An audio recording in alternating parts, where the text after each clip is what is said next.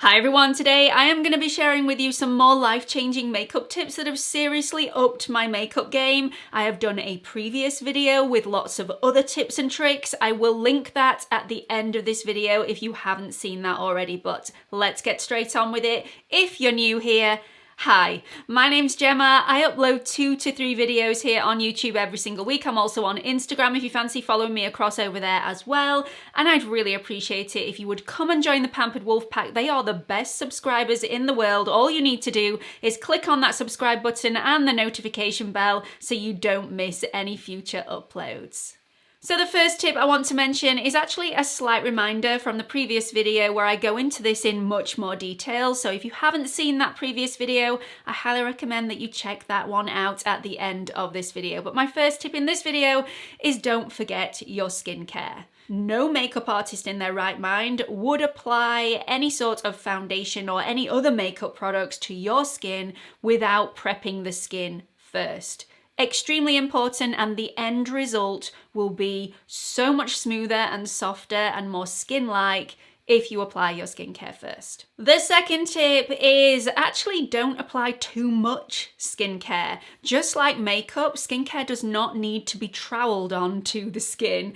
Skincare should sink into the skin, and applying too many products one after the other or applying too much of one product at once will mean that your skin cannot absorb that amount of skincare within that specific time frame, and instead of sinking into the skin, it starts to harden and solidify on the surface of the skin. And what that means is that when you start to apply other products over the top of it, that dried, solidified skincare will then start to pill, and it'll look like flaky skin and it won't be pleasant. So don't overdo your skincare. A lot of good can be done with very little product, and it means that you'll save a bit of money because your skincare will last longer. Also, if you trowel on that skincare, if you over apply, it just means that your foundation and all the other products that are on your skin have more chance of slipping off your face as the day goes on because your skin is overnourished. So only apply the necessary amount. Tip 3, and this is a really important one, you need to be buying the skincare and makeup that suits your skin. And this seems self-explanatory, but in the world of YouTube, and we watch a lot of YouTubers day in, day out, I know I do, and I get lots of tips from other people and I get lots of recommendations from other people, but I've come to realize that when specific items look really good on them, they might not look good on me because I have a completely different skin that reacts in a completely different way. So always have a listen to what they're saying, what skin type they actually are, what skin type you are, and make your choices based on your skin type, not what it actually looks like on their skin. Tip 4, eyeshadow primers. Now, eyeshadow primers don't necessarily just need to be used on the eyelids. They can be used on several areas of the face. I would always recommend that you apply an eyeshadow primer rather than a concealer to your eyelids before you apply your eyeshadow. The reason I don't recommend a concealer is because a concealer won't prevent your natural oils from coming through the eyeshadow, which can cause creasing of the eyeshadow throughout the day and also fading of the pigment of that eyeshadow, whereas an eyeshadow primer will. An eyeshadow primer is also the perfect base for your eyeshadow to stick to and for the shades of the eyeshadow to appear more vivid in colour. But eyeshadow primers can actually be used in other areas of the face to tackle other issues. If you are a glasses wearer and you find that every single time you take your glasses off, a little bit of your foundation is removed and lifts, or if you're finding that around your glasses, around this area here, it goes a little cakey throughout the day because of the natural oils and the heat that your glasses actually cause sitting on that area of the skin, or if you have problematic skin, if you find your makeup's going a little cakey or lifting throughout the day, whether it be on that chin area or around the nose, this tip is definitely for you. So what I would do on a completely bare skin, once you've prepped your skin with your skincare and also a primer if you're choosing to use a primer, Put the tiniest amount of eyeshadow primer around those problematic areas. I myself am a glasses wearer, so I tend to apply it around this area, and also my makeup always lifts off the end of my chin, so I always pop some on the end of my chin as well.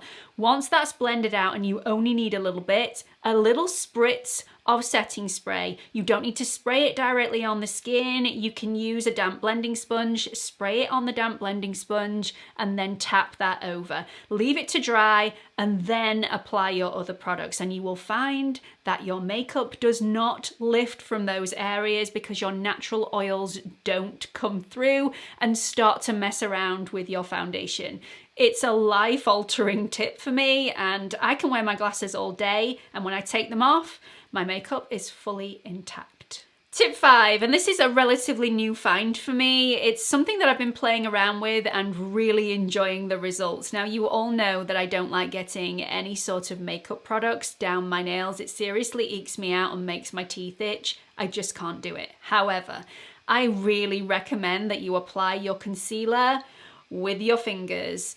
I get a better finish, I get more longevity out of my concealer if I apply it with my fingertips than if I apply it with a brush or a damp blending sponge. This has completely altered the way that I apply makeup. Now, the reason this works so well is because by applying the concealer with your fingertips, you're warming up the product, you're loosening up the product, you're wakening up the product, and it just blends in with the skin so much better. Even super full coverage concealers look really natural if you apply them with your fingertips. I mean, some probably won't. This won't work for everything.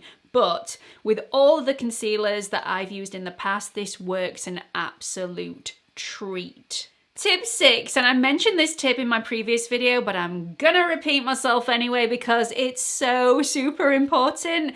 Don't apply too much concealer at once underneath your eye. You can build up that coverage in stages, but if you apply a lot of concealer at once underneath the eye, what happens is the top of the concealer will dry, the bottom of the concealer that's touching your skin will still be damp and movable. You get what I mean? So what happens during the day is that you think it's dry and you go outside and it starts to crack and move and crease all over the place. So what you need to do is apply in very small, thin layers.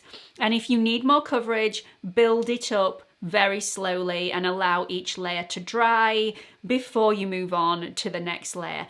I very rarely need 2 layers of concealer if I'm applying with my fingertips, but if you need more coverage, that is the way to do it.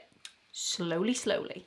Tip 7, always allow your concealer to completely dry down naturally before you apply any other product like a setting spray or a setting powder over the top.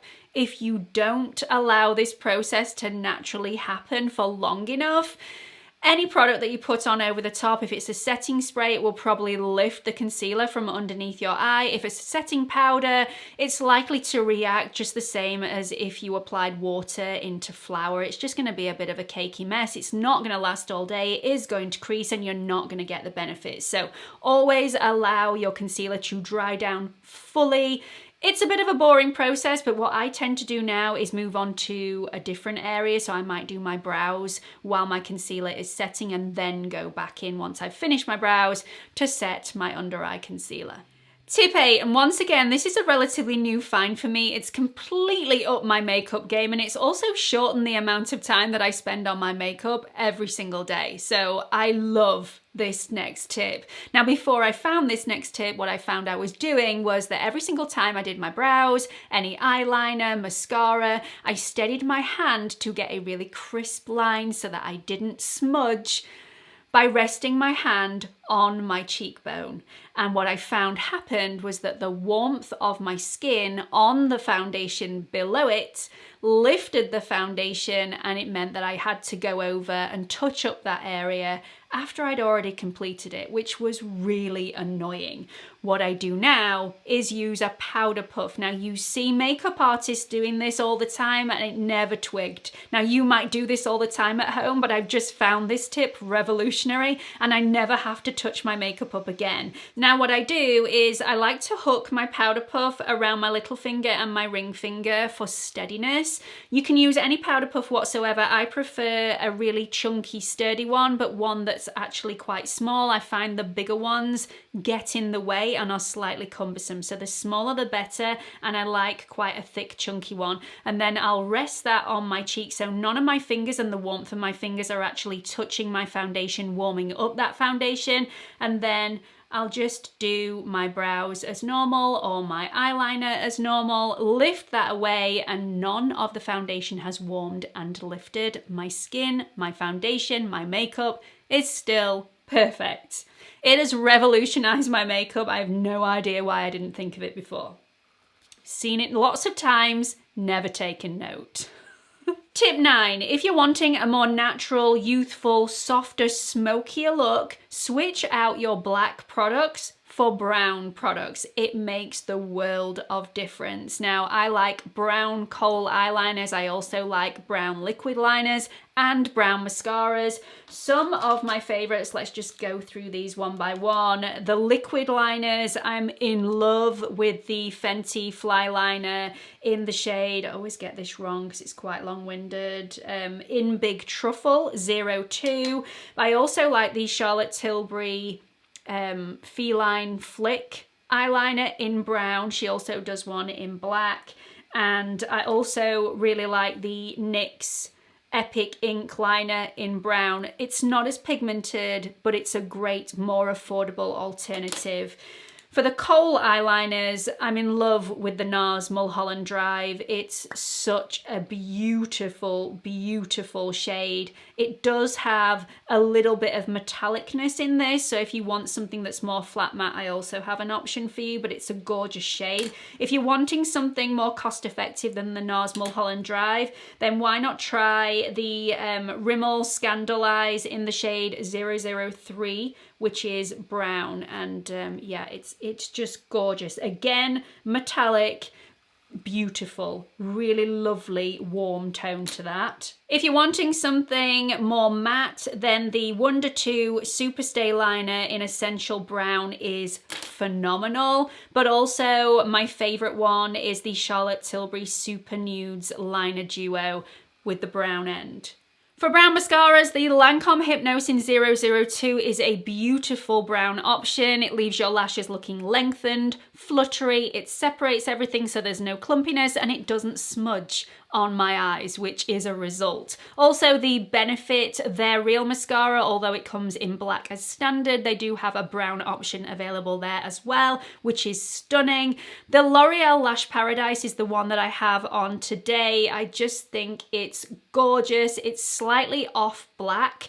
It's much softer than the Severe Black, which I really, really like, but the lashes still stand out. And also, if you're looking for a cruelty-free option, the NYX Worth the Hype mascara is also extremely beautiful and comes in a brown option. I will link all those options in the description box if you fancy checking those out. Tip 10, don't over apply your contour because it can start to look a little bit severe, sometimes a little bit muddy. A lot of people think that you should be able to visibly see all of your contour. Contour should be soft because it's emulating a shadow, and the more you put on, the more time it's going to take you to buff it out to make it look natural. And I see so many people applying far too much and then not having that natural look that they really want. So find a contour shade that suits your skin tone would be a #1 tip for this, and then don't over apply. Just be very light-handed and you will get a beautiful, subtle, natural result. And the last tip in this video goes back to that trusty powder puff, which, although is super inexpensive to buy, really packs a punch with the amount of difference it makes to the skin throughout the day. So You can put a little bit of powder on this if you want to add longevity to your makeup. However, if you don't like powder on the skin, you can use this completely dry, and that is most of the time how I use it. So I like to press this into the skin after I've applied my entire makeup. It removes all of the excess oils that have crept through your foundation and the rest of your products whilst you've been applying the makeup to your skin, especially if you've been applying your makeup in a room that's 500 degrees like I usually am in this filming room, and it just completely airbrushes the skin, makes everything look flawless and more skin-like, and that is the result that I'm always after. I always take this powder puff, actually it's not this one, it's a different one, in my handbag with me as well, just in case I need any touch-ups throughout the day. It just revives my makeup, and it doesn't displace the makeup or lift the makeup, because it's a very gentle way of removing any excess oils that have come through your makeup as the day has gone on. So if you want to make your skin look more flawless and look more skin-like, that is my final tip. So that's it for this video. I really hope you found it helpful. Don't forget to like and subscribe, and hope to see you all in the next one. Bye everyone.